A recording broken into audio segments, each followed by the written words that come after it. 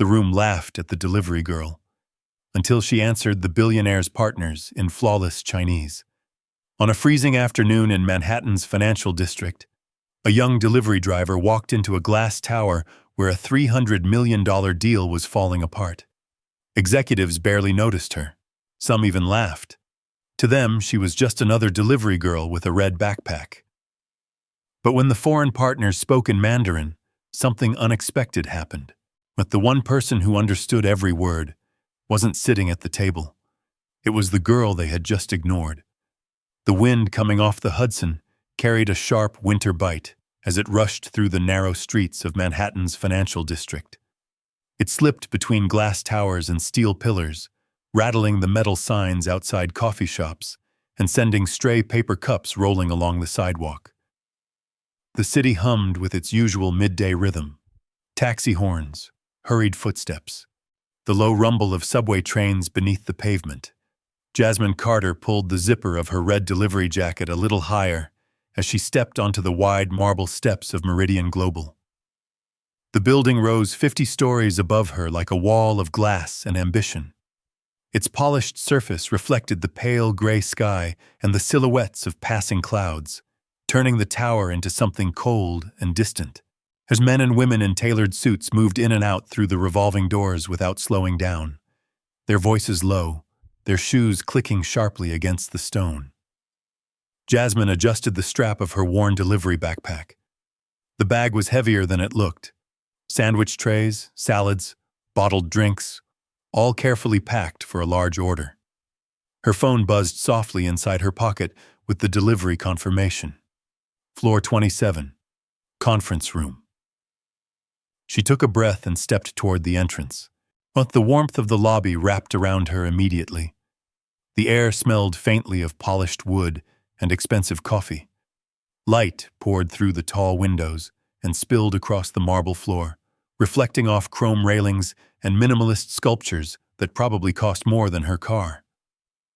If she stood still long enough, Jasmine sometimes felt like the building itself was looking down at her. Not with anger, just with quiet certainty that she didn't belong there. And a group of young analysts walked past her, their conversations sharp and confident. "I'm telling you, if the deal closes today, Blake's division will double its valuation." $300 million, another said, shaking his head. "That's not a deal. That's a takeover." They barely glanced at Jasmine as they passed. To them, she was part of the scenery, the same as the coffee cart or the security desk, invisible.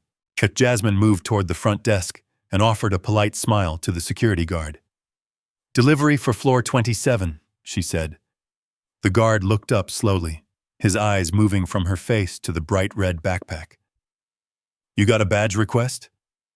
"Order was placed through corporate catering," Jasmine replied calmly. "Conference room delivery." The guard sighed and tapped at his keyboard. Behind Jasmine, 2 interns stepped through the revolving doors, laughing about something on one of their phones. One of them noticed Jasmine standing there with the bag. He nudged his friend with his elbow. "Hope she knows how to find the elevator," he muttered, just loud enough to be heard. The other one snorted. Jasmine kept her eyes on the security desk. It wasn't the first time she'd heard something like that, and it wouldn't be the last. The guard finally printed a temporary badge and slid it across the counter. 27th floor, he said. Conference wing. Thank you." She clipped the badge onto her jacket and turned toward the elevators. The lobby opened up in front of her like a quiet cathedral of money and ambition. Sunlight streamed through the glass walls and reflected off the polished stone floor, turning every movement into a faint echo. People moved quickly here, purposefully, like every second mattered. Jasmine stepped into the elevator just as the doors were closing.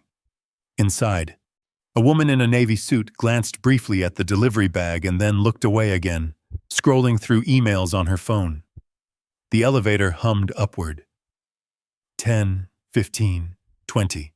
Jasmine shifted her weight slightly as the bag pulled against her shoulders. Through the elevator speakers, a faint voice announced each floor with perfect calm. But above the quiet mechanical hum, she could hear something else. Voices. Raised voices, when the elevator doors opened at floor 27. The tension was almost physical. Assistants moved quickly through the hallway, carrying stacks of papers and tablets. A man in a gray suit stood near the conference room door, speaking rapidly into his phone. "No, I said get legal back on the line. If this collapses now, we're finished." Jasmine stepped carefully into the corridor. The carpet here was thick and dark, swallowing the sound of footsteps. The walls were lined with glass offices and framed photographs of company achievements, international expansions, ribbon-cutting ceremonies, smiling executives shaking hands with foreign leaders. At the far end of the hall, the conference room doors stood partially open. Inside, voices overlapped in sharp bursts.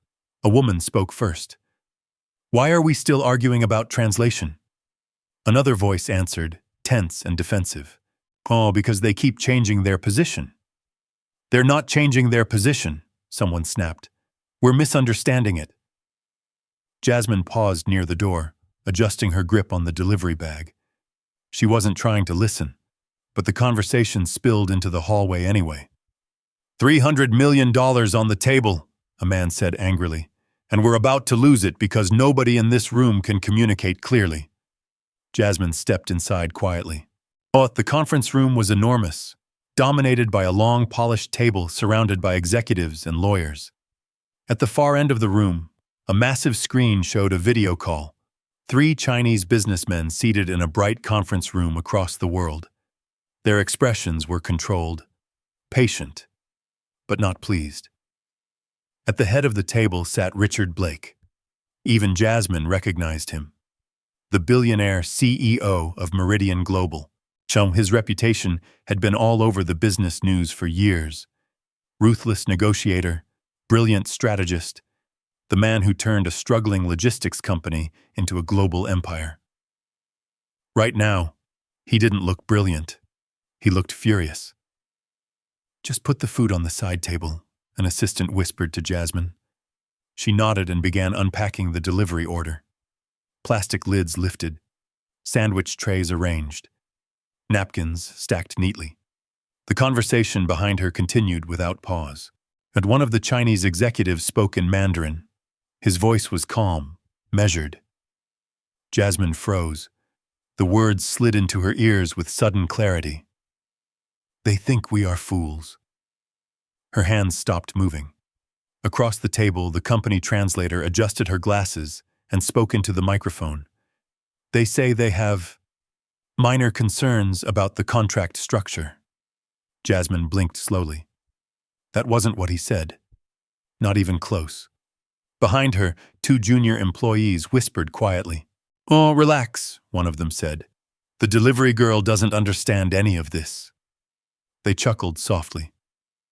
Jasmine lowered her eyes and continued arranging the drinks. But now she was listening, really listening. On the screen, the Chinese executive leaned toward his colleagues and spoke again. "This negotiation is pointless if they refuse to hear the truth." The translator cleared her throat. "They're asking for clarification on implementation timelines." Jasmine felt something tighten in her chest. Every word was being softened. Every warning turned into something polite. Across the table, Richard Blake rubbed his temples in frustration. "This makes no sense," he muttered. On the screen, the Chinese executives exchanged glances. One of them began gathering his papers. Jasmine understood that gesture instantly. They were preparing to walk away, with $300 million gone. And nobody in this room seemed to understand why. She zipped the delivery bag closed. Her job was finished. She could leave now. Walk out. Return to the cold streets of Manhattan and the next delivery waiting on her phone. But as she turned toward the door, another sentence in Mandarin floated across the room. "If they cannot understand us, then there is no partnership." Jasmine stopped. Slowly, she looked back at the screen. The executives were standing. The deal was seconds from collapsing. And Jasmine Carter, the delivery girl everyone had ignored, was the only person in the room who understood exactly what they were saying. She hesitated. One step from the door. One sentence away from changing everything. The question pressed quietly against her mind. Should she say something, or stay invisible like everyone expected? The question hung in Jasmine Carter's mind like the last note of a song. For a moment, the room felt strangely quiet to her, even though voices were still moving back and forth across the table. It was the kind of quiet that comes when a person realizes a decision might change everything. She tightened her grip on the strap of her delivery bag. At the far end of the conference table, Richard Blake leaned forward, his jaw set with frustration. "Let's start again," he said, his voice firm but strained. "Mr. Liang, we want this partnership. Oh, that's never been in question." The older Chinese executive on the screen adjusted his glasses. His expression was polite. Too polite. He spoke again in Mandarin. "We have repeated the same concern 3 times. If they still pretend not to understand, then they are not negotiating in good faith." Jasmine felt the words land in her chest like a stone. Across the table, the company translator nodded quickly and spoke into her microphone. "Mr. Liang says they appreciate our continued efforts to clarify the contract." Jasmine's eyebrows pulled together slightly. That wasn't clarification.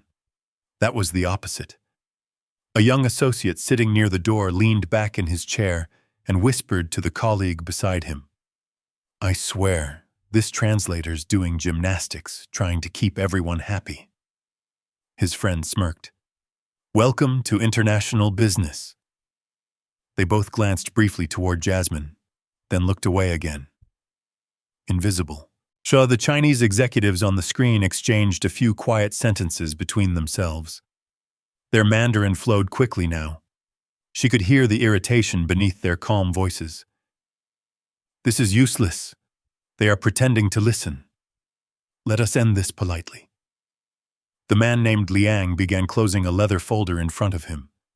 A small movement. But everyone at the table noticed. Richard Blake straightened in his chair. "Wait," he said sharply. Let's not walk away from this yet." The translator turned toward the screen again. But before she could speak, Jasmine heard Liang's quiet reply in Mandarin. "It is already finished. If they cannot hear the truth, there is no point continuing." Jasmine felt a ripple of tension move through her shoulders. Her mother's voice echoed faintly in her memory. "If you understand something others don't, sometimes you have a responsibility." Back in Detroit, and her mother had said those words while sitting at the tiny kitchen table in their apartment. Papers spread everywhere, contracts covered in red pen. Jasmine had been 16 then, squinting at unfamiliar Chinese characters on the page. Her mother had sighed heavily. "They think we won't understand," she'd said softly. "That's how people get away with things." Jasmine blinked, bringing herself back to the present. The conference room was moving faster now. Lawyers were whispering, while assistants were typing furiously. Richard Blake rubbed his temples. "How are we still this far apart?" he muttered. The translator gave a nervous laugh. "Sometimes cultural nuance can make negotiations." Liang spoke again. His tone had hardened. "Please inform Mr. Blake that we are ending the discussion for today." The translator hesitated. "Mr. Liang says they would like to pause negotiations until tomorrow." Jasmine inhaled slowly. Pause? That wasn't what he said. Not even close. As across the table, the younger Chinese executive leaned forward and spoke sharply in Mandarin. "No more delays. Tell them clearly. We are done." Jasmine's heart began to beat faster. She looked around the room. 15 executives, millions of dollars at stake. And nobody here understood the truth unfolding right in front of them. Except her. She took one step toward the door. Then another. Her hand brushed against the metal handle. Behind her, Richard Blake spoke again. "If we're missing something here," he said carefully, "then I'd appreciate someone explaining it to me." The translator opened her mouth, but before she could speak, Jasmine turned back. The words slipped out before she could stop them. "Sir?" Her voice wasn't loud, but in the quiet room it carried clearly. Every head turned. The assistant near the door blinked. Delivery's already done," he said awkwardly. "You can—" Jasmine took another step forward. Her hands were steady now. On the screen, the Chinese executives were watching her with curiosity. She looked directly at the older man. Then she spoke, in Mandarin. "Excuse me, Mr. Liang," Jasmine said softly. The entire room froze. "I think there has been a misunderstanding." The translator's pen slipped from her hand and rolled across the table. For 3 seconds, no one moved. Richard Blake slowly lifted his head. "You speak Mandarin?" he asked quietly. Jasmine nodded once. Across the screen, Liang's eyebrows rose in surprise. He answered her immediately. "Your pronunciation is very clear. Who are you?" Jasmine hesitated, then answered honestly. "I'm just the delivery driver," she said. A faint smile touched Liang's mouth. Then he spoke again in Mandarin. "Good. Then perhaps someone in that room will finally tell the truth." Jasmine felt the weight of the room shift. Behind her, one of the junior associates whispered under his breath, "Is this actually happening?" Richard Blake leaned back slowly in his chair, studying Jasmine as if seeing her for the first time. "Miss," he said. "Carter," she replied. "Jasmine Carter." Blake nodded once, then gestured toward the empty chair beside the table. "Miss Carter," he said calmly, "would you mind telling us what we've been missing?" The room held its breath, and because suddenly the delivery girl no one had noticed was about to explain a mistake that could cost Meridian Global $300 million. And Jasmine Carter knew exactly where the problem began. For a moment, no one in the conference room moved. The hum of the ventilation system seemed louder than before. Outside the tall windows, the winter light of Manhattan stretched across the glass towers of the financial district, pale and distant. 15 executives stared at Jasmine Carter, at the delivery girl with the red backpack. The woman who, seconds ago, had been invisible. Now every eye in the room was fixed on her. Richard Blake leaned back slowly in his chair, fingers folded in front of him. His sharp gray eyes studied Jasmine with quiet intensity. "Miss Carter," he said evenly, "I'm listening." Jasmine felt the weight of the room pressing against her shoulders. She wasn't supposed to be here. She was supposed to be on the street again by now, walking past food trucks and taxi lines, checking the next delivery order on her phone. But here she stood, in a room where every person probably earned more in a month than she did in a year, and somehow they were waiting for her to speak. She glanced toward the giant screen. Mr. Liang and the 2 other Chinese executives were watching carefully. Unlike the others in the room, they did not look skeptical. They looked curious. Jasmine swallowed once. Then she spoke in Mandarin. "Mr. Liang," she said gently, "would you mind repeating your concern about the risk clause?" Liang nodded immediately. His voice came through the speakers calm and clear. "Of course." He opened a document in front of him and read aloud in Mandarin. "The contract states that Meridian Global carries no operational liability if the logistics corridor fails during the first 18 months. But the financial responsibility is still assigned to our company. That is not a partnership. That is a trap." Not a faint ripple moved through the conference room. Several executives shifted in their chairs. The translator quickly leaned toward her microphone. "Mr. Liang says they are slightly uncomfortable with the current allocation of responsibility." Jasmine closed her eyes for half a second. Slightly uncomfortable. She turned slowly toward the table. That's not what he said, Jasmine said quietly. The room froze again. Richard Blake's voice was calm. What did he say? Jasmine hesitated. And for a moment, she wondered if she had already gone too far. But then she remembered her mother sitting at that kitchen table in Detroit, circling words on a contract with a red pen. They count on you not understanding. Her voice steadied. He said the contract turns the partnership into a trap, Jasmine replied. Several lawyers straightened in their chairs. That's not accurate, one of them muttered immediately. But Jasmine turned back to the screen. Mr. Liang? She asked in Mandarin. Is that correct? Liang nodded once. Yes. A faint murmur passed through the room.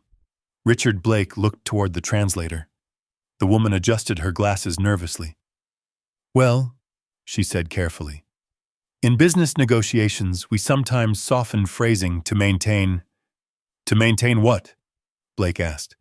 His tone was still calm, but the calm had edges now. The translator's voice faltered. Diplomatic tone. Jasmine felt her heart beating faster. Oh, the younger Chinese executive leaned forward on the screen. He spoke quickly in Mandarin. This is exactly the problem. They are not translating our meaning. They are rewriting it. Jasmine translated immediately. The room shifted again. Some executives leaned forward. Others leaned back with tight expressions. One of the senior lawyers shook his head. This is getting ridiculous, he muttered. We've worked with this translator for years. Mr. Liang spoke again. His voice was steady. And if you wish to continue negotiations honestly, we will continue. But we will not sign a contract we believe is designed to shift all risk onto us. Jasmine translated every word exactly as he said it. No softening. No polite adjustments. Just the truth. Silence followed. The kind of silence that fills a room when everyone realizes something important has just changed. Richard Blake leaned forward slowly. Miss Carter, he said. What else have we been misunderstanding? Jasmine looked down at the contract documents scattered across the table. She had only heard pieces of the conversation, but the pattern was obvious. Carefully, she spoke again. Sir, may I ask something? Blake nodded. Go ahead. Jasmine pointed toward the clause Liang had mentioned. Did your team explain why the liability window is 18 months? Several executives glanced at one another. One of the lawyers answered, that's standard protection. Jasmine shook her head slightly. Then she spoke in Mandarin again. Mr. Liang, you said earlier the risk window should be shared equally. Is that correct? Liang answered immediately. Yes. Because the corridor infrastructure is being built by Meridian Global. If it fails, the responsibility cannot be ours alone. Jasmine turned back to the table. That's what they've been trying to explain for the last 30 minutes, she said quietly. The junior associate near the door whispered under his breath. Oh my God. The room felt different now. Not hostile, not amused, just stunned. Because the delivery driver had just explained something the entire negotiation team had missed. One of the senior directors leaned back slowly. You're telling me, he said carefully, this entire disagreement is because we never understood their actual concern. Jasmine nodded. Yes. The translator shifted uncomfortably in her chair. Well, that's an oversimplification, she said quickly. But Mr. Liang spoke again before anyone else could respond. Miss Carter has translated our concerns more clearly in 2 minutes than we have heard in the last hour. A faint smile touched his face. If she is willing, we would prefer she continue. The words echoed across the room. Even the air seemed to stop moving. Richard Blake looked at Jasmine again, but this time there was no skepticism in his eyes. Only quiet calculation. He tapped his fingers once on the table, then nodded slowly. Miss Carter, he said. Yes, sir. How long have you been studying Mandarin? Jasmine hesitated. A long time, she said softly. Blake leaned back in his chair again. Well, he said calmly, it appears that today, the most qualified translator in this room delivered our lunch. A few uncomfortable laughs flickered around the table, but no one was really amused, because the situation had changed completely. Across the screen, Mr. Liang folded his hands calmly. Then he asked a question in Mandarin. Miss Carter, would you be willing to translate for the rest of this meeting? Jasmine felt the room turn toward her again. 15 executives, a billionaire CEO, and a $300 million deal balanced on the edge of her answer. Her delivery bag sat quietly by the wall. Her phone buzzed softly with the next order waiting in the app. But Jasmine Carter knew something now that she hadn't known when she walked into the building. Sometimes the moment that changes your life doesn't announce itself. It simply waits and asks if you're brave enough to speak. She looked at Richard Blake, then back at the screen, and slowly, she nodded. The moment felt strangely quiet. Not the quiet of an empty room, but the kind that comes when something unexpected changes the balance of power. Yes, even the faint buzz of the conference room lights seemed louder than before. 15 executives stared at Jasmine Carter, the delivery girl who had walked in with sandwiches and bottled water. The woman now sitting in a chair at the edge of a $300 million negotiation. Richard Blake leaned forward slightly, resting his forearms on the polished table. All right, he said calmly. Let's continue. He looked toward the screen. Mr. Liang, if you're willing, Miss Carter will translate moving forward. The older Chinese executive inclined his head politely. We would appreciate that very much. Jasmine translated the sentence immediately, her voice steady. They would appreciate that. The difference in tone was almost immediate. The tension in the room didn't disappear, but it shifted. Instead of confusion, there was focus. Liang spoke again in Mandarin. Before the translator could move, Jasmine gently lifted her hand. Oh, I've got it. She listened carefully, then spoke. Mr. Liang says their main concern is not the partnership itself, Jasmine explained. It's the structure of risk during the first 18 months of the logistics corridor. A lawyer near the center of the table leaned forward. That clause protects us from infrastructure delays. Jasmine turned back to the screen. Mr. Liang, she said in Mandarin, can you clarify your concern about the corridor timeline? Liang nodded, and he spoke calmly. If the corridor fails during the first 18 months, Meridian Global bears no responsibility. But our company still carries the financial losses. That is not shared risk. That is unilateral exposure. Jasmine translated every word exactly. No adjustments, no softening. The effect was immediate. A few executives shifted uncomfortably. One of the legal advisors rubbed his forehead. Richard Blake remained perfectly still. Well, what they're saying, Jasmine continued carefully, is that the current structure leaves them carrying the cost if the corridor fails, even though Meridian Global controls construction. The younger Chinese executive leaned closer to the camera. His Mandarin was sharper now. We raised this concern in 3 previous meetings. Each time it was translated as minor hesitation. Jasmine paused for half a second, then delivered the sentence exactly. The room went silent again. But one of the senior directors turned slowly toward the company translator. Is that accurate? He asked. The translator cleared her throat. Well, sometimes phrasing needs to be moderated so negotiations don't become confrontational. Jasmine watched Mr. Liang on the screen. His expression had not changed, but his voice, when he spoke again, carried quiet disappointment. If honest concerns are softened too much, they disappear. And when concerns disappear, trust disappears with them. Jasmine translated the sentence, word for word. The silence that followed was heavier than before. Richard Blake finally leaned back in his chair. He looked down at the contract document in front of him, then back at the screen. "Mr. Liang," he said slowly, "are you saying that if the liability clause were adjusted, the deal could still move forward?" Jasmine translated. Liang nodded immediately. "Yes. We want this partnership, but we cannot sign a contract that assumes failure is solely our burden." Jasmine turned back toward the table. "They're not rejecting the deal," she explained. "They're rejecting the risk structure." One of the younger associates leaned toward another and whispered quietly, "That's literally the entire disagreement." His colleague whispered back, "And we missed it for an hour." At the far end of the table, one of the senior lawyers spoke up again.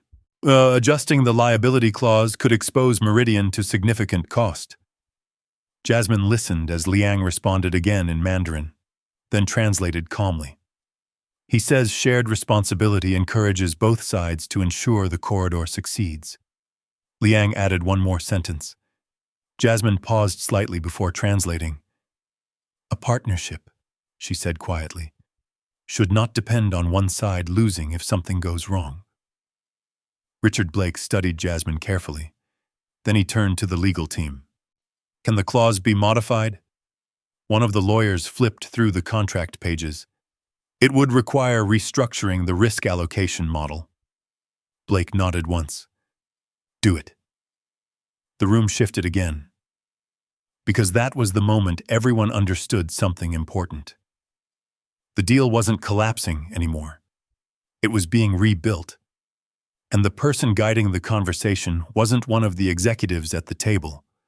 It was the delivery driver sitting quietly near the end of it. The meeting continued for another 20 minutes. This time, every Mandarin sentence passed through Jasmine. Every translation arrived clearly. And slowly, the frustration on both sides began to dissolve.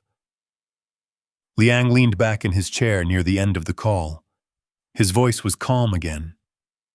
"If the clause can be revised to reflect shared responsibility, our board will approve the partnership." Jasmine translated. A quiet wave of relief moved across the room. Richard Blake nodded once. Then we have a path forward." He stood. The rest of the executives followed. The video call ended. For a few seconds, no one spoke. The city skyline shimmered beyond the glass walls, late afternoon sunlight reflecting across the neighboring towers.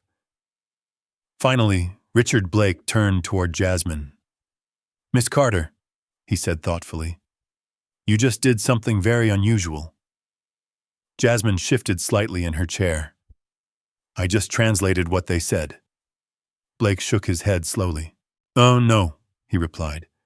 "You told the truth when it would have been easier to smooth it over." Across the room, the company translator quietly gathered her papers. No one stopped her when she left. Blake studied Jasmine again. "You said earlier you've been studying Mandarin a long time." Jasmine hesitated. "Yes." "How long?" She thought for a moment. "Since I was 14. That answer caused a few surprised glances. Blake leaned back against the table. 14, he repeated, and he folded his arms. "And yet you're delivering sandwiches instead of negotiating international contracts." Jasmine smiled faintly. "Life takes people in different directions." Blake watched her carefully. Something in his expression had changed. Curiosity, maybe even respect. But before he could speak again, one of the senior executives hurried back into the room holding a tablet. His face looked tense. "Richard," he said urgently, "you need to see this." Blake frowned slightly. What is it?" The man placed the tablet on the table and turned the screen toward him. An email thread filled the display. Blake scanned the first few lines, then the second, then the third. His expression hardened. Slowly, he looked up. "Where did you get this?" "From the Chinese delegation," the executive said quietly. They sent it during the meeting. Blake turned the tablet toward Jasmine. "Miss Carter," he said calmly, "would you mind translating something else?" Jasmine leaned closer. The email was written in Mandarin. Several messages, several dates. And as she read the lines, her chest tightened slightly, because the messages revealed something none of them had realized yet. The translation errors weren't accidents. They were deliberate. And if that was true, the problem inside Meridian Global was much bigger than a single bad contract. For a long moment, no one in the conference room spoke. The late afternoon sun had begun sliding lower behind the glass skyline of Manhattan, casting long reflections across the polished table. The city looked calm outside, traffic moving, people walking, the quiet rhythm of business continuing as always. Inside the room, however, the air had changed. Richard Blake's eyes moved slowly across the Mandarin email thread on the tablet. "Miss Carter," he said quietly. "Read it." Jasmine leaned closer to the screen, and her heart beat a little faster as her eyes scanned the lines. The email exchange was between Meridian Global's internal translation team and the Chinese delegation's legal advisors. Several of the messages were weeks old. One message from the Chinese side stood out immediately. "We have repeatedly warned that the liability clause is unacceptable. Your translator continues to report that Meridian leadership understands and intends no adjustment." Another message followed 2 days later. Your translator informed us that Meridian believes we have accepted the clause. That statement is incorrect." Jasmine felt a slow chill move through her chest. She looked up. "They've been warning the company about this for weeks," she said quietly. Several executives shifted in their chairs. Blake's voice remained calm. "Keep reading," Jasmine continued. The next email had been sent by someone within Meridian's internal translation department. She hesitated for half a second before translating the line aloud. "Their complaints are exaggerated. Senior leadership prefers we maintain a cooperative tone." The room went completely still. One of the legal advisors leaned forward sharply. "Wait," he said. "Read that again." Jasmine did. This time the sentence sounded even worse. Richard Blake slowly lifted his head. "Who wrote that?" The executive beside him tapped the screen. "Internal translator, Rebecca Lang." Across the room, someone muttered under their breath. "That's the same translator from the meeting." Blake's jaw tightened slightly. Jasmine scrolled further down the email thread. There were more messages. One from the Chinese legal team. "If Meridian leadership continues ignoring our concerns, we will withdraw." Another message from the translator. "They are simply expressing negotiation posture. I will soften the translation so discussions remain productive." Jasmine stopped reading. The words hung in the room like smoke. Richard Blake's voice was low. "So she changed the meaning intentionally." No one answered, because the email had already answered the question. One of the senior directors stood up abruptly and began pacing near the windows. "This is unbelievable," he said. "We've been negotiating in circles because someone decided to rewrite the conversation." Another executive spoke quietly. "Well, maybe she was trying to prevent the deal from collapsing." "That nearly caused it to collapse," the director snapped. Blake raised one hand slightly. The room fell quiet again. His attention returned to Jasmine. "What else does it say?" Jasmine scrolled again. The final message came from the Chinese delegation earlier that morning. "If this continues, we will terminate negotiations." The next line was short. "Unless someone at Meridian finally listens." Jasmine translated it softly. A silence followed. Outside, a helicopter passed slowly across the skyline. Inside the room, the executives stared at the email thread like it was a mirror reflecting something none of them wanted to see. Finally, Mr. Liang's voice came through the conference speaker again. The Chinese delegation had not disconnected completely. "Miss Carter." Jasmine looked up at the screen. "Yes, Mr. Liang. You understand now why we were frustrated?" She nodded. "Yes." Sir." Liang's expression softened slightly. "You translated honestly today. That is all we asked for from the beginning." Jasmine felt the weight of the moment settle over her. Across the table, one of Meridian's senior lawyers spoke up. "We were never told the concerns were this serious." Liang nodded calmly. "Because you were never told the truth." Jasmine translated the sentence. No one argued with it. Richard Blake stood slowly from his chair. When he spoke, and his voice was steady but cold. "Effective immediately," he said. "Rebecca Lang is suspended pending internal review." A few people exchanged uneasy looks. Blake continued. "And every translated communication with the Chinese delegation will be audited." The director near the window nodded. "That's going to take days." Blake's eyes shifted briefly toward Jasmine. "Then we start now." Jasmine blinked slightly. "Sir?" Blake leaned one hand on the table.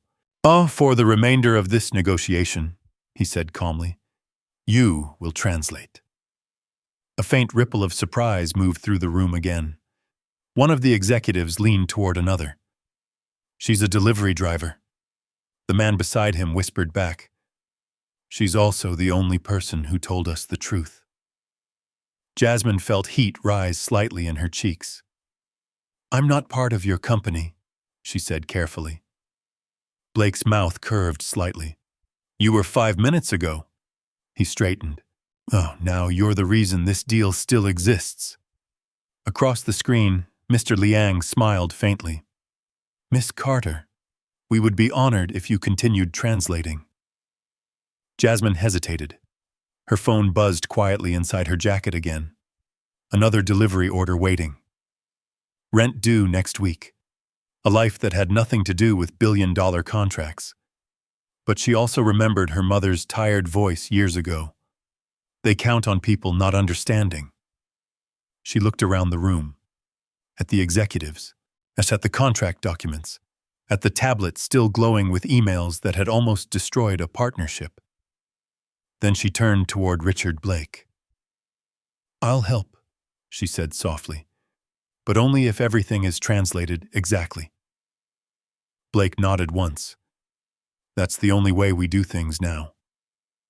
For the first time since she had walked into the building, Jasmine felt something shift inside the room. Not tension, not suspicion, something quieter. Respect. Across the screen, Mr. Liang closed his folder again, but this time not to leave. Then he spoke one more sentence in Mandarin. "Miss Carter, there is something else you should know." Jasmine listened carefully. Then her eyes widened slightly as she translated the words. "They say the translation errors didn't just affect this contract," she said slowly. "They believe dozens of Meridian global agreements may have been mistranslated the same way." The words settled heavily over the table. Yet because if that was true, this wasn't just one negotiation gone wrong. It was the beginning of a corporate scandal. The realization settled slowly across the conference room like a heavy winter fog. Outside the glass walls, Manhattan continued its rhythm. Yellow taxis sliding between lanes, pedestrians wrapped in coats crossing intersections, the distant echo of a siren somewhere far below. Life moved forward as if nothing unusual had happened. Inside Meridian Global's 27th floor conference room, however, the atmosphere had shifted completely. Richard Blake stood quietly at the end of the table, his hands resting against the polished wood. The billionaire who had built an empire out of logistics networks and global trade routes now looked less like a titan of industry and more like a man studying a puzzle that had suddenly grown much larger than expected. He glanced once more at the email thread on the tablet. Then he looked at Jasmine. "Miss Carter," he said calmly, "you may have just uncovered a problem we didn't know we had." Jasmine shifted slightly in her chair. I didn't uncover anything, she said softly. I just translated what was already there. Blake watched her carefully. Sometimes, he replied. That's the same thing. Around the table, the executives were beginning to speak again. Low voices, careful sentences, at the cautious language of people realizing that the situation had moved beyond an ordinary negotiation. If those emails are accurate, one of the senior lawyers said, we may have a pattern of translation misrepresentation. That's a polite way of saying fraud, another executive muttered. The room grew quiet again. Fraud was not a word anyone at Meridian Global used lightly. Jasmine glanced toward the screen again. Mr. Liang remained seated with his two colleagues beside him. They were speaking quietly among themselves, waiting patiently. When Liang noticed Jasmine looking, he offered a small nod. His voice came through the speaker again. Miss Carter, we did not raise this issue publicly because we hoped it was simply poor communication. Jasmine translated the sentence, but Liang continued. Now we believe the misunderstanding may be systemic. Jasmine delivered the words carefully. A few executives lowered their eyes. It was because systemic meant something very different from accidental. Richard Blake turned toward his legal director. How many international contracts rely on translated documents? The man exhaled slowly. Dozens, he said. Another executive corrected him quietly. More than that. Blake didn't react immediately. Instead, he looked back at Jasmine. Miss Carter, he said, how long have you been studying Mandarin? She hesitated slightly. About 12 years. Several eyebrows rose. Blake tilted his head. 12 years. And you're delivering food? The question wasn't mocking. It was genuinely puzzled. Jasmine smiled faintly. Studying a language and building a career from it are two different things. Blake leaned against the edge of the table. Still, he said thoughtfully, most people who can interpret negotiations like that aren't working through a delivery app. The room had grown quieter again. The attention had shifted back to Jasmine, and for the first time since she entered the building, she realized everyone here wanted to understand who she was, not just what she had done. She looked down briefly at her hands. Then she spoke. My mom used to work at an auto parts factory in Detroit, she said. The executives listened carefully. They started importing equipment from overseas, Jasmine continued. A lot of the contracts came in Mandarin. One of the lawyers frowned. That's unusual. They had a translator, Jasmine said, but the translation wasn't always accurate. The room remained silent. Jasmine's voice stayed calm, but the memory carried weight. One year, the factory signed a contract they thought guaranteed repair coverage for the machinery, she said. But the Mandarin version shifted the responsibility onto the factory. Blake's eyes narrowed slightly. And nobody noticed? They noticed when the machines started failing, Jasmine replied, but her voice softened. The company went under 6 months later. A few of the executives exchanged uneasy looks. Jasmine continued quietly.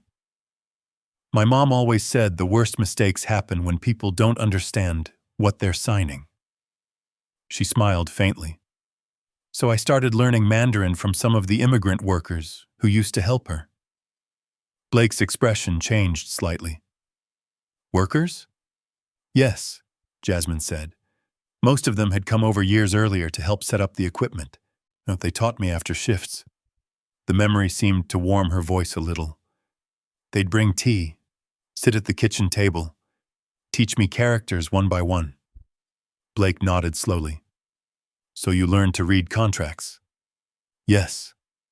And to recognize when someone was hiding the truth. Jasmine didn't answer that part. She didn't need to. The room already understood. Across the screen, Mr. Liang spoke again. His tone carried quiet respect. Miss Carter, that is a valuable skill. Jasmine translated his sentence and smiled politely. Thank you. Liang continued. It is rare to meet someone who values accuracy over comfort. Jasmine delivered the line carefully. Richard Blake looked toward the window for a moment. The sun was beginning to dip behind the skyline now, casting long orange reflections across the glass towers of Lower Manhattan. Finally, he spoke again. Well, he said calmly, today that skill prevented a $300 million mistake. He looked back at Jasmine, and possibly something even larger.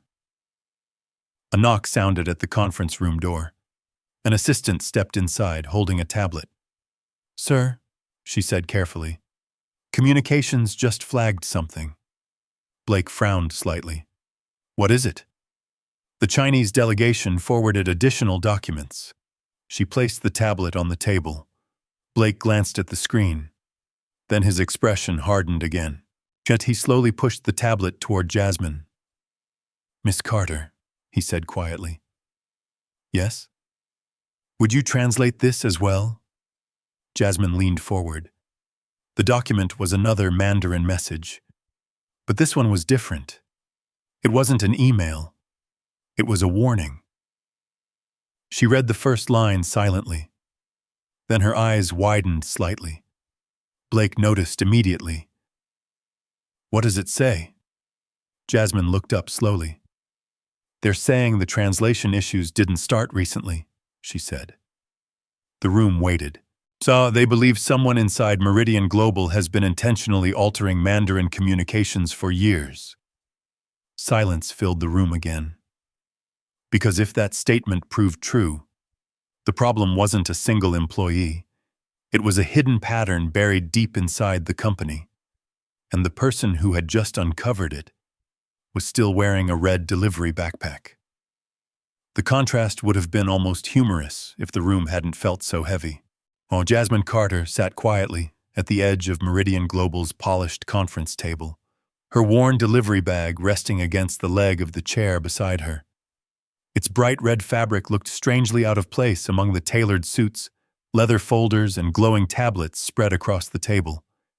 Yet somehow, at this moment, it felt like the most honest thing in the room. Richard Blake stared down at the Mandarin message on the tablet for several seconds. Then he spoke quietly. Read it again.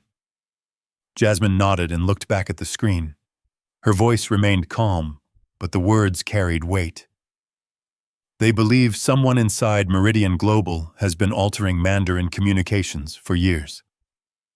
A faint murmur rippled across the table.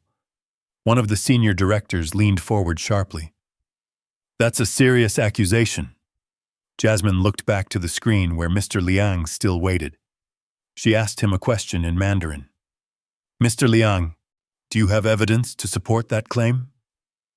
Liang nodded slowly. His voice carried through the speaker with quiet certainty. Yes. He turned slightly and spoke to someone off camera. A moment later, a file appeared in the shared screen window. Documents, emails, side-by-side comparisons. Liang continued speaking. Over the past year, we have kept copies of both the Mandarin and the English translations your company provided. Jasmine translated. Liang opened the first document. On the left side showed the original Mandarin text. The right side showed Meridian Global's translated version. The difference was subtle, but unmistakable. Jasmine felt her chest tighten as she read the lines. Original Mandarin. If the corridor infrastructure fails due to construction delays, both parties must share financial responsibility. Meridian's translation. If the corridor infrastructure fails due to construction delays, the partner organization assumes financial responsibility. A quiet gasp came from someone at the far end of the table. That's not a translation error, one of the lawyers whispered. That's a rewrite. Liang opened another document, another clause, another shift. Original Mandarin. Operational risk will be reviewed jointly by both companies. Meridian translation. Operational risk will be reviewed by Meridian Global. Jasmine translated each comparison carefully. The room grew colder with every sentence, because now the pattern was obvious, and each change followed the same direction. Each adjustment moved responsibility away from Meridian and onto its partners. One of the younger executives ran a hand through his hair. "How many of these are there?" Liang answered immediately. "We have identified at least 14 documents containing similar changes." 14. The word landed heavily. A senior legal advisor stood slowly. "If that's accurate," he said carefully, "we could be facing contract disputes across multiple international agreements." Richard Blake still hadn't moved. His expression remained calm. But Jasmine noticed something else. The calm wasn't comfort. It was control. "Miss Carter," Blake said quietly. "Yes, sir." "Ask Mr. Liang when he first noticed these discrepancies." Jasmine translated the question. Liang answered, "Almost 2 years ago." Jasmine's eyebrows lifted slightly. She repeated the sentence aloud. 2 years?" The executives around the table exchanged uneasy glances. Liang continued speaking. "At first we believed it was a misunderstanding. But when the pattern continued, we began documenting everything." Jasmine translated the words carefully. One of Meridian's directors leaned back slowly. "Why didn't you bring this up earlier?" Liang's answer came without hesitation. "Because we hoped your company would discover it yourselves." Jasmine delivered the line softly. Not a silence followed that felt heavier than the previous ones. Not anger, not panic, something more uncomfortable. Embarrassment. Blake finally spoke again. "Miss Carter," he said calmly. "Yes?" "Ask him if he believes this was intentional." Jasmine turned back to the screen. Liang paused for a moment before answering. His voice was steady. "Yes." Jasmine repeated the word. "Yes." No one spoke for several seconds. But the skyline outside the window had begun shifting into evening colors now, orange fading into soft blue as the sun lowered behind the towers. Inside the room, the executives looked less like confident leaders and more like people realizing they had missed something important. One of the senior lawyers finally spoke. "If these documents reach the press," he didn't finish the sentence. He didn't need to. Everyone understood the implications: international contract manipulation, translation fraud, loss of trust with global partners. It would be a disaster. Blake leaned forward slowly. "Miss Carter," he said, "ask Mr. Liang one more question." She nodded. "What would restore your confidence in Meridian Global?" Liang answered without hesitation. "Honesty." Jasmine translated. Liang continued, "And a full review of every translated document." The words hung in the air. Blake looked toward his legal team. "How long would that take?" The legal director sighed. "Months." Blake shook his head. "We don't have months." His eyes shifted back to Jasmine. "Miss Carter," he said carefully, "how comfortable are you reviewing legal Mandarin?" Jasmine blinked slightly. "I've studied it," she replied. Blake nodded slowly. "I suspected as much." A few executives turned toward him in surprise. "You did?" someone asked. Blake gave a small shrug. "Anyone who can interpret negotiation nuance the way she did isn't just a casual language student." He turned back to Jasmine. "Would you be willing to help our legal team audit the documents?" The room grew quiet again. Jasmine felt her phone vibrate softly in her pocket. Another delivery request, waiting. A life that still existed outside this glass tower. But the room was watching her again. Not with amusement this time, with something closer to hope. "Across the screen, mister," as Liang spoke again.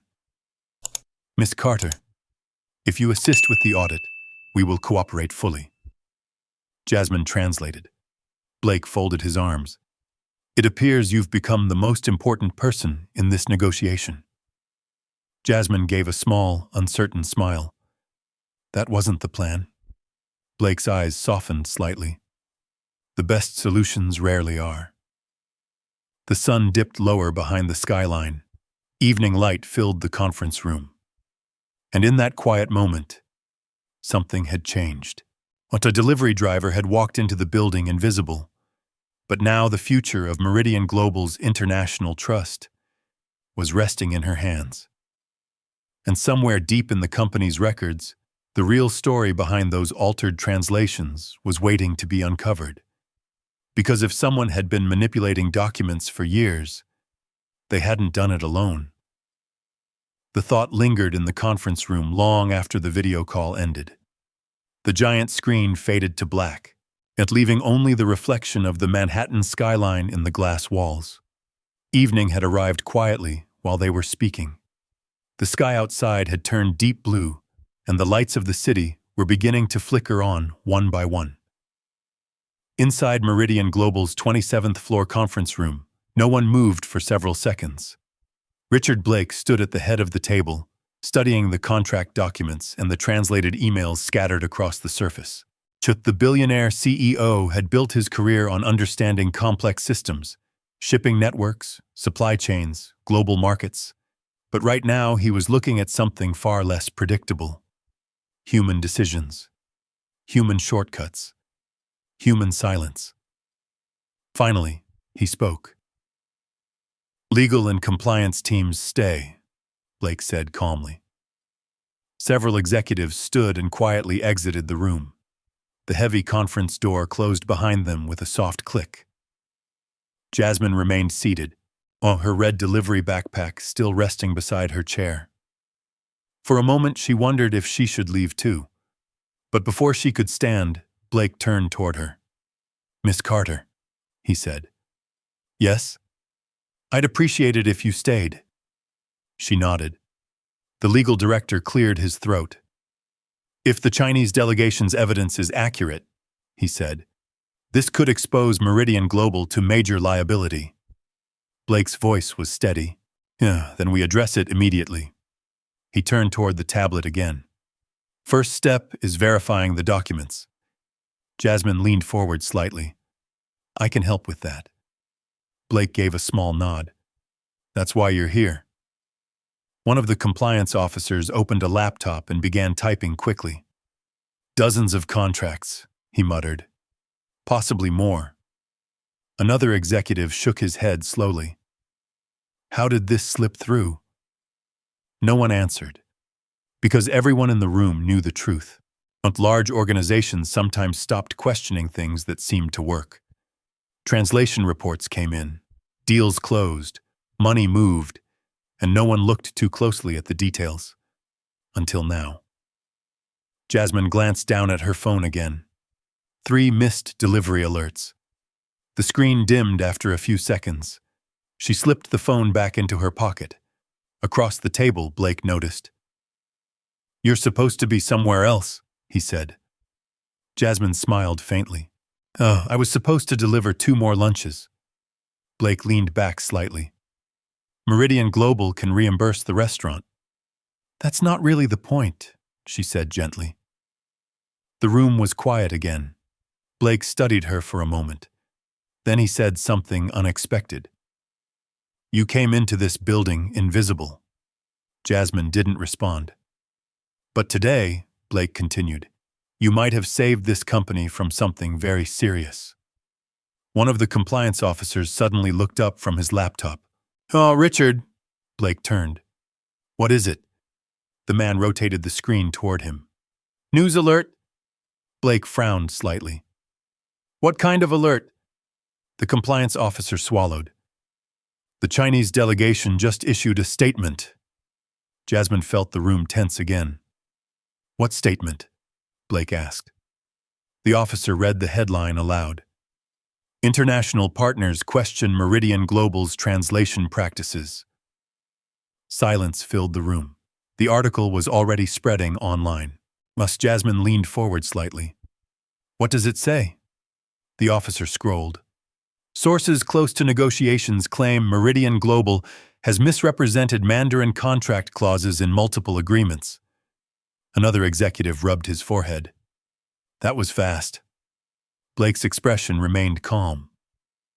How public is it? The officer looked up again. Financial press picked it up already. One of the lawyers leaned back slowly. That means investors will see it within the hour. Another executive muttered under his breath. This is going to hit the stock price. Jasmine looked toward the windows. The city outside felt suddenly larger than before. Millions of people, thousands of businesses, and somewhere out there, reporters were already writing stories about Meridian Global. Blake turned toward the room. Then we move faster. His voice was firm now. A full internal audit begins tonight. One of the directors nodded. I'll contact compliance teams. Legal prepares a transparency statement, Blake continued, and no one speaks to the press until we understand the full scope. Everyone around the table began moving again, phones ringing, laptops opening, voices speaking quietly but urgently. The calm of the meeting had transformed into controlled chaos. Jasmine watched it all silently. A few hours earlier, she had been riding her bicycle between deliveries, weaving through traffic and winter wind. Now she was sitting in the center of a corporate crisis. Blake noticed her expression. This wasn't the day you planned, he said. She shook her head slightly. Not even close. Blake's mouth curved faintly. Mine either. Across the room, the compliance officer spoke again. There's something else. Blake looked up. What now? The officer hesitated. The Chinese delegation included a comment in their statement. Blake's eyes narrowed. What comment? The officer read from the screen. They said the only accurate translation during today's negotiation came from a delivery driver. A few people in the room glanced toward Jasmine. She felt heat rise slightly in her cheeks. Blake leaned back slowly. Well, he said quietly, that's one way to introduce you to the financial press. Jasmine laughed softly despite the tension. I didn't mean to cause trouble. Blake shook his head. You didn't. He looked around the room. You revealed it. The difference mattered. Outside the tower, night had fully arrived now. City lights glowed across the skyline like scattered stars. Inside Meridian Global, the audit had already begun. Contracts were being pulled from archives. Emails were being reviewed. Teams were assembling across departments. But even as the company moved quickly to fix the damage, the story was already spreading beyond the building, across financial news networks, across business blogs, across investor discussions. And in each version of the story, one detail kept appearing. A delivery driver had walked into a corporate negotiation and uncovered something no one else had seen. Jasmine didn't know it yet. But before the night was over, her life was about to change in ways she never imagined. Now, the conference room had grown quieter again. Most of the legal team had moved to nearby offices to begin the document review. Laptops glowed across the floor like small islands of light as Meridian Global's late-night audit slowly came to life. Outside the windows, Manhattan shimmered under 1,000 scattered lights. The city that never truly slept had entered its evening rhythm, restaurants filling, taxis moving through neon reflections, and the steady hum of life continuing far below the tower. Jasmine Carter stood near the conference room window. Her red delivery backpack still rested against the chair where she had been sitting earlier. It looked almost symbolic now, a reminder of the world she had walked in from only a few hours ago. She checked her phone again.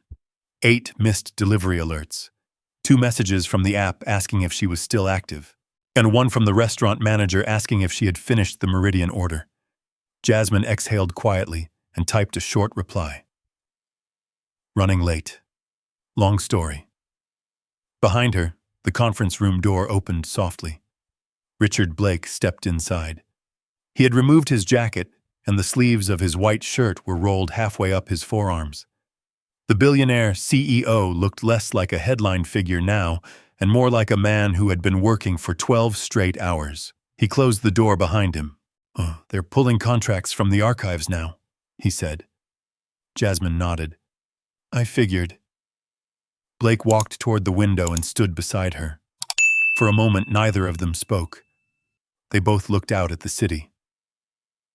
"You know," Blake said eventually, "when I started this company, I used to deliver packages myself."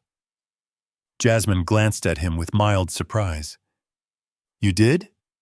He nodded. "Back when Meridian was just a regional shipping service. No glass towers, no boardrooms. Oh, just trucks and warehouses." Jasmine smiled faintly. "So you started where I am?" Blake chuckled quietly.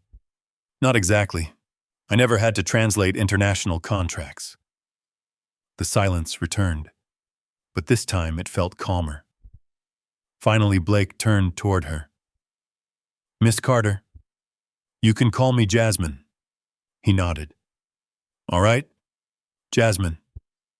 He studied her carefully for a moment. "Today, you did something most people in this building wouldn't have done." She shrugged lightly. "Oh, I just told the truth." Blake shook his head. "No," he said quietly. "You told the truth in a room where telling the truth had become uncomfortable." Jasmine looked down briefly.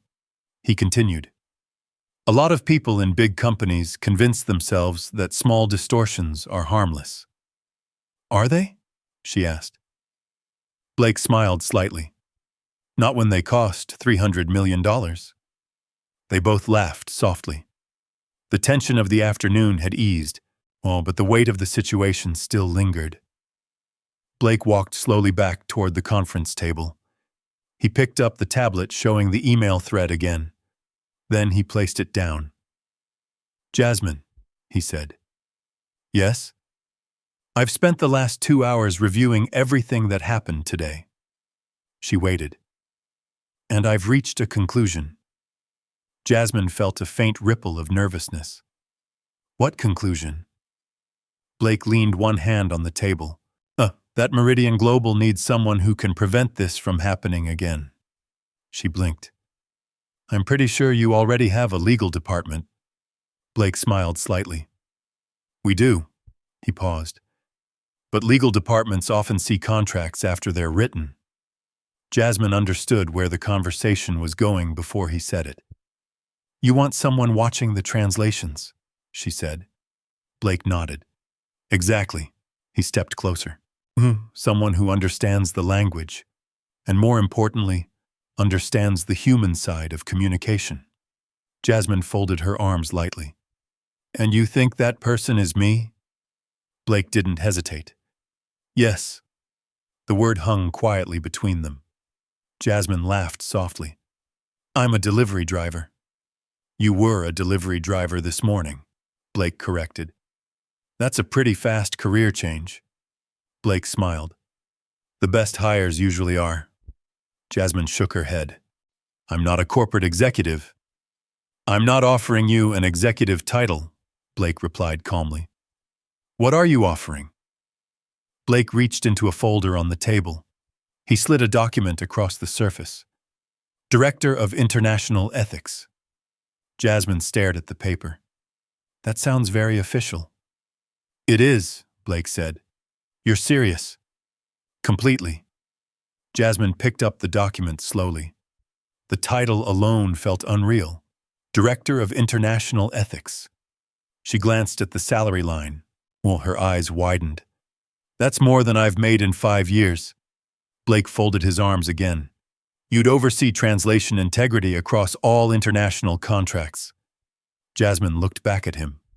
"You want the delivery girl to supervise your global negotiations?" Blake's answer came without hesitation. "No." He pointed toward the email thread still glowing on the tablet. "I want the person who told the truth when everyone else was comfortable with half-truths." Jasmine stood quietly for several seconds. The city lights outside flickered through the glass walls. Her life this morning had been simple. Deliver food, pay rent, repeat. Now a billionaire CEO was offering her a position inside one of the largest logistics companies in the world. But something inside her mind held back. Finally, she looked up. "I'd need to think about it." Blake nodded. That's fair." But Jasmine wasn't finished. "There's one more thing," she said. Blake raised an eyebrow. "Yes?" "If I took this job, I'd want to change more than just the translation department." Blake's curiosity returned. "What kind of changes?" Jasmine hesitated. Then she spoke.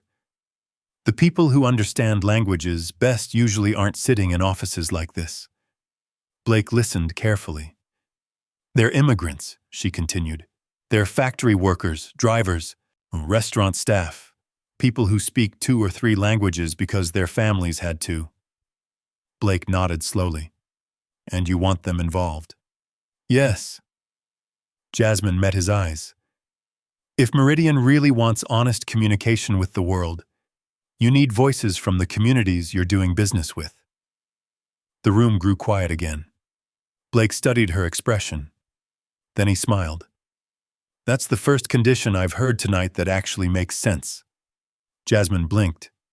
You mean you'd consider it?" Blake leaned back against the table. "Jasmine, that's exactly the kind of thinking this company needs." She looked down at the offer letter again.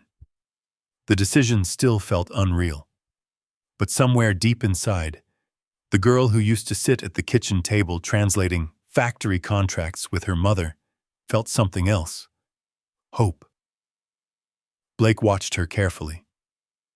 "So," he said quietly, "will you take the job?" Jasmine didn't answer right away, which because the next thing she said would change everything. For both of them. Jasmine Carter stood quietly beside the long conference table, the offer letter resting in her hands. Director of International Ethics. The words looked unreal under the warm light of the conference room.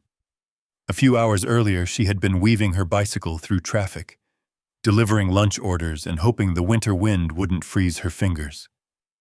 Now she was standing inside the headquarters of Meridian Global and holding a job offer that could change her entire life.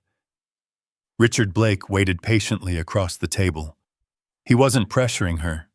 That surprised her. A lot of powerful people she had encountered in life moved quickly. Decisions made in seconds. Expectations delivered like commands. Blake simply watched her. Jasmine lowered the paper slowly. "There's something else," she said. Blake nodded once. "I figured there might be." She walked toward the window again. The skyline of Manhattan stretched endlessly across the horizon, glowing under thousands of lights. Cars moved like streams of red and white along the streets below. From this height, the city looked almost peaceful. But Jasmine knew the truth. Down there were delivery drivers, night shift workers, cleaners, security guards, people moving through the same cold streets she had walked earlier. Invisible people. People most executives never noticed. She turned back toward Blake. "Oh, if I accept this position," she said carefully, "I want to make sure Meridian doesn't just fix one problem." Blake leaned slightly against the table. "What kind of problem?" "The way people are overlooked." He didn't respond right away. Jasmine continued. "Today I walked into this building and people laughed because they assumed a delivery driver couldn't understand what was happening." Blake remembered the interns in the lobby. He nodded slowly. I'm aware." Jasmine folded her arms gently. "But the truth is, the people who get overlooked are often the ones who understand the most." Blake's eyes sharpened with interest. "You're talking about the translators you mentioned earlier." "Yes." She stepped closer to the table again. "Immigrant communities, bilingual workers, people who move between cultures every day. They understand the nuances most corporate translators miss." Blake thought about it. You want Meridian to recruit from those communities?" Jasmine nodded. "Not as assistants. As experts." The room grew quiet. The idea hung in the air for several seconds. Blake finally smiled slightly. "That's not a condition," he said. "That's a strategy." Jasmine blinked. "You agree?" "I think it's overdue." He crossed his arms thoughtfully. "In fact, that approach might solve another problem we've had for years." "What problem?" "Cultural blind spots." Jasmine laughed softly. "That's a polite way of putting it." Blake chuckled. "Corporate language tends to be polite." He looked back at the offer letter. "So that's your first condition." "First?" she asked. Blake raised an eyebrow. "You said there was something else." Jasmine hesitated. This part was harder. She picked up the paper again, then placed it back down. "My mom," she said quietly. Blake waited. "She's the reason I learned Mandarin." Jasmine walked slowly around the table, her voice softer now. When the factory closed in Detroit, she spent years trying to explain to people what went wrong. Blake listened carefully. But most of the lawyers and consultants she spoke with didn't understand the language in those contracts, Jasmine continued. They only saw the English version. Blake nodded slowly. "So your mother understood the truth before anyone else did?" "Yes." "And nobody listened?" Jasmine smiled faintly. "That happens more often than people think." Blake leaned against the edge of the table again. "What's your condition?" Jasmine took a breath. "I want Meridian to hire her as a consultant." Blake blinked. "Your mother?" "Yes." "For what role?" "Contract review advisor." Blake studied her expression. "You're serious?" "Completely." She met his eyes. She may not have a fancy degree, but she can spot dishonest contract language faster than anyone I've ever met." Blake was quiet for a moment. Then he laughed softly. "Jasmine, your mother sounds exactly like the kind of person we should have hired years ago." Jasmine's eyes widened slightly. "You mean?" "I mean yes." The word came easily. "Bring her in." Jasmine stared at him. "You didn't even ask for a resume." Blake shrugged. "I trust the person who saved a $300 million deal." She laughed. "That's still hard to believe." Blake walked toward the window beside her. The city lights reflected faintly across the glass. "You know something interesting about today?" he said. "What?" "You walked into this building thinking you were invisible." Jasmine smiled faintly. "I kind of was." Blake shook his head. "No." He pointed toward the skyline. "Oh, the problem was never that you were invisible. It was that nobody was looking." Jasmine looked down at the offer letter again. Director of International Ethics. A job that would give her a voice inside one of the largest companies in the world. A chance to make sure people like her mother were finally heard. She picked up the paper once more. Then she looked at Richard Blake. "All right," she said. Blake waited. "I'll take the job." A quiet smile crossed his face. "Good." He extended his hand. Jasmine shook it. Her life had just changed. But what neither of them realized yet was that the most meaningful moment of this story would happen somewhere far less glamorous than the boardroom. Downstairs, in the lobby, where another delivery driver was about to walk through the same doors Jasmine had entered earlier that day. The revolving doors of Meridian Global turned slowly under the glow of the lobby lights. Night had settled over Manhattan now, and outside the streets shimmered with reflections from taxis, storefronts, and neon signs.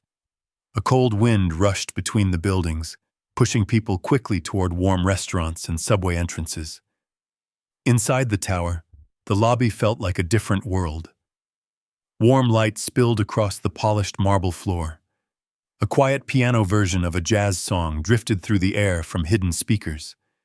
Security guards stood behind their desk, watching the evening traffic of employees leaving for the day. Yet the building had returned to its usual rhythm, except for one small moment that was about to unfold. The glass doors opened again. A young woman stepped inside, carrying a bright green insulated delivery bag. She looked no older than 22, with dark curly hair pulled into a loose ponytail. Her jacket was thin for the cold weather outside, and she rubbed her hands together as she approached the security desk. "Delivery for Meridian Global," she said politely. The security guard barely looked up. "Floor? 27. He sighed quietly and tapped a few keys. Behind her, 2 junior analysts walked through the doors, laughing about something on a phone screen. One of them glanced toward the delivery bag, then toward her worn sneakers. "Another one," he murmured under his breath. His friend smirked. "Big night for food deliveries." The young woman pretended not to hear. She stood patiently while the guard printed a temporary badge. At that exact moment, the elevator doors behind the lobby opened. Jasmine Carter stepped out. The conference room meeting had ended nearly an hour earlier. Most of the executives had already left the building, and the quiet nighttime version of Meridian Global had begun settling in. Jasmine walked slowly toward the lobby exit. She still carried the offer letter in her hand. Director of International Ethics. Even now the words felt unreal. But her mind was still catching up to the events of the afternoon. The negotiation, the emails, the job offer, the handshake that had changed everything. But as she approached the security desk, something familiar caught her eye. The green delivery bag, the hesitant posture, the way the young woman kept her eyes low while waiting. Jasmine stopped walking, because she recognized that feeling instantly. It was the same feeling she had carried when she walked into this building earlier, not invisible. The security guard slid the badge across the counter. "Elevators are to the left." The young woman nodded gratefully. "Thank you." As she turned toward the elevator, one of the analysts behind her whispered just loud enough to be heard. "Hope she knows how to find the conference rooms." A quiet chuckle followed. The words landed in the air like a shadow of the afternoon. Jasmine felt something tighten inside her chest. She remembered standing in this same lobby hours earlier, the same whispers, the same quiet laughter. She watched the young delivery driver press the elevator button. The girl looked nervous, not angry, not defensive, just trying to get through the moment as quickly as possible. Jasmine stepped forward. "Hey," she said gently. The young woman turned. "Yes?" Jasmine smiled warmly. "What floor are you delivering to?" 27. Jasmine nodded. That's where I was earlier." The girl looked surprised. "You work here?" Jasmine glanced down briefly at the red delivery backpack still hanging from her shoulder. "Something like that." The elevator doors opened. Jasmine stepped inside with her. The analysts stayed behind in the lobby. As the elevator began moving upward, the young woman glanced at Jasmine's bag. "You deliver too?" she asked. "Used to," Jasmine said. The girl laughed softly. "Used to? Oh, that sounds nice." Jasmine smiled. "What's your name?" "Marisol." "That's a beautiful name." Marisol shrugged shyly. "My mom picked it." The elevator climbed quietly through the building. 10 floors. 15. 20. Jasmine noticed the way Marisol held the delivery bag carefully, making sure the containers stayed level. It reminded her of herself, trying to do a simple job well, even when people didn't see it. "What restaurant?" Jasmine asked. "A little place on 34th Street, Marisol said. "I work nights there." "Busy?" "Always." The elevator chimed softly as it reached the 27th floor. Before the doors opened, Jasmine spoke again. "Marisol." "Yes? Can I give you some advice?" The girl nodded. "Of course." Jasmine met her eyes. "Never assume the people in a building like this know more than you do." Marisol blinked in surprise. "What do you mean?"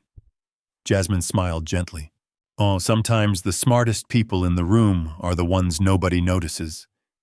The elevator doors slid open, Employees moved quietly through the hallway, finishing the last tasks of the evening.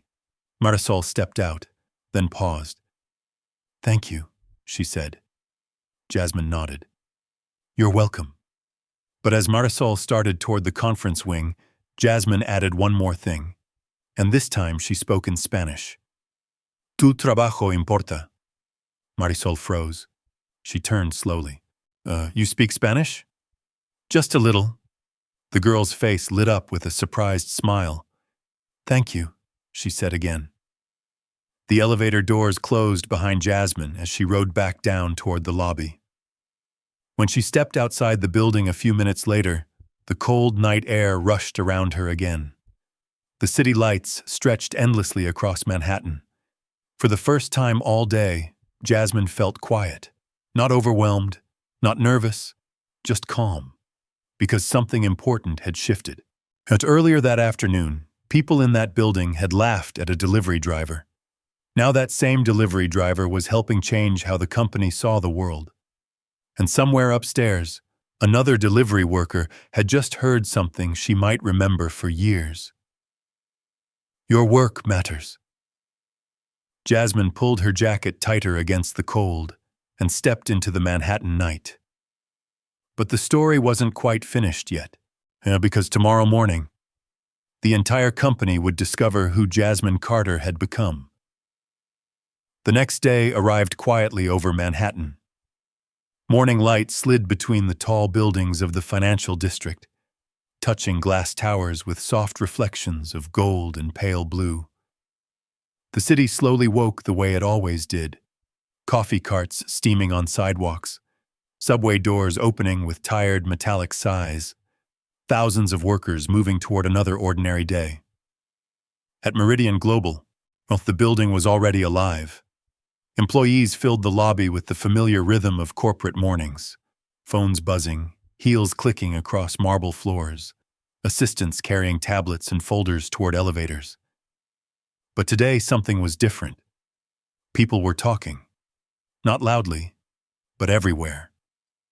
Near the coffee station, at the security desk, inside elevator rides that usually passed in silence. "Oh, did you see the article? I heard the CEO stayed in the building until midnight. They're auditing every international contract. And there was something about a delivery driver." The rumor moved through the building like electricity, because the story had already reached the financial press. Late the previous night, several business news outlets had reported on Meridian Global's internal review of translation practices.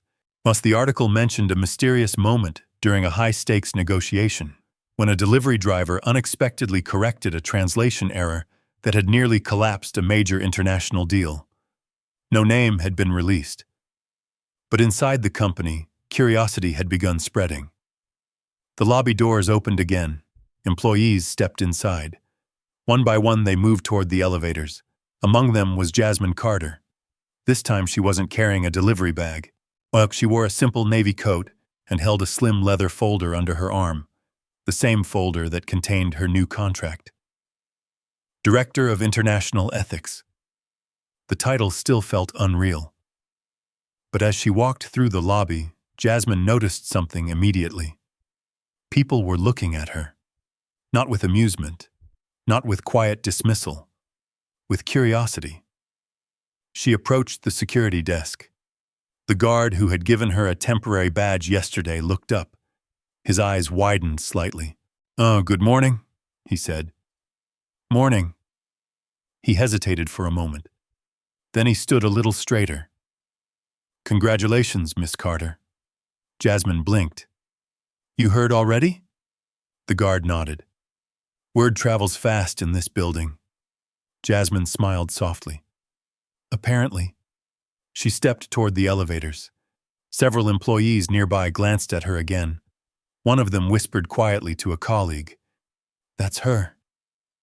The elevator doors opened. Jasmine stepped inside. The ride to the 27th floor felt very different today. Yesterday, she had stood in this elevator holding a delivery bag, trying to ignore the quiet laughter behind her. Today, people nodded politely. A few even smiled. The doors opened. The hallway buzzed with activity. Legal teams moved quickly between offices, carrying stacks of documents. Assistants hurried through the corridors with tablets. Inside conference rooms, compliance teams were already reviewing contract files. How Meridian Global had entered a new phase.